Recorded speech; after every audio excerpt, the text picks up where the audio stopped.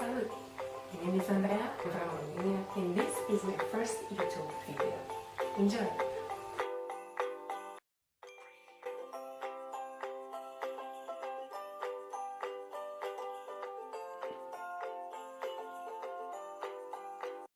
So first of all, I've got to say hello to all the vloggers and judges, Rachel and June, Victor, Shane, and the other ones, because this is how I came across D.W.Jackson's book. Being a Japanese culture lover at the time and studying foreign languages at college, so that my dreams of escaping the community bubble and desire of meeting new places and people to meet each other. I was just scrolling one day through some vlogs and then saw the announcement of an online contest.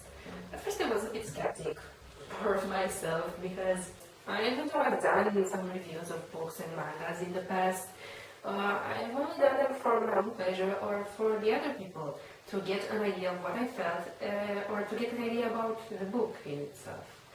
So I was glad when I saw that the first book from the Reawakening saga, In Experience Mage, is mainly science fiction and has a bit of romance because it's been about 1.5 years since I last read Aragon, and I was looking forward to reading something in the sci-fi realm, not too complicated and dense, but not too superficial either.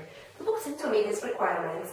I actually found the cover intriguing, but I thought that putting the image of the main character took a bit from the potential of building up some mystery. One of the first things that strike you is the strong matriarchal society. Here we have women, strong calculated women, ruling over what they have, such as in the case of the merchants with the touring. The rank of a boy is under the rank of the female. I mean, we are shown that at the family where Mark, the protagonist, stays after finding his book of magic, the woman is the one who rules the family. She is the dynamic one. She is the one that prompts everyone to go, do that, act in a certain way. It's interesting to see such an idea. It makes you wonder in the real world, how many matriarchal societies are there? Or have there been any? I mean, I'm sure they have. I've heard of an African tribe or some small provinces from the Roman era. But except from these ones, we don't really have it. Now the next thing, this is the story of a boy that is made a slave and then he has to hone his skills to become one of King's best royal guards. However, this is not what he truly wants, so naturally he wishes to break free.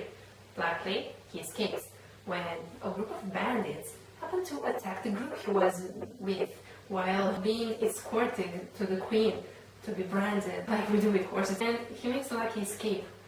He wanders through the woods and then he finds shelter in a man-made old abandoned barn or something. And what he finds there is something we all wished we could find at one point, I think. He finds a book about magic. Now, at this point I want to make an observation because our male protagonist, Mark, masters the spells really fast. And it's like he was being a mage undercover all this time, so it was a bit interesting to see how quickly the subject went on, the action went on. Now, the thing is that every female that he encounters is really nice and kind towards him.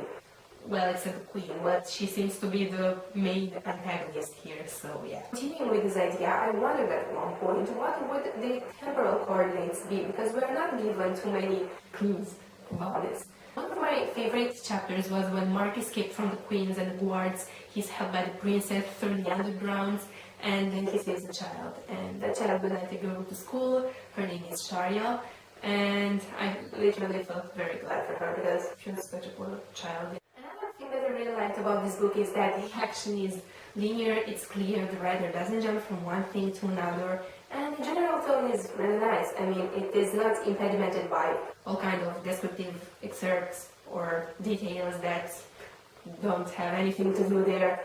And all in all, it's great for the one who wants to escape for a bit this bubble of reality.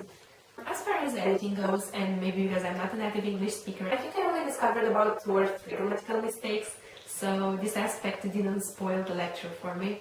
It really feels like delving into the second book from the Reawakening saga that is Grand and Mage, because the ending of the first one was quite intriguing, and it left you with a lot of unanswered questions, such as what happened during the Fire Wars, and what made the last king take this decision of forbidding magic for so long, for 100 years.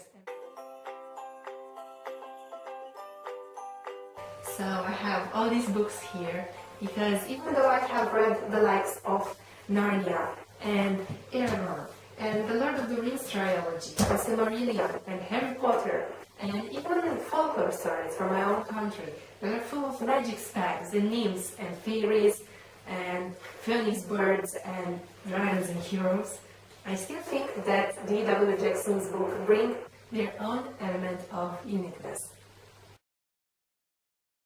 So yeah, this was it, my first YouTube video, and I've got to say that it isn't as easy as it seems. I mean, I used to look at other vloggers and say, oh, maybe he just talks in front of the camera, but it's not like that.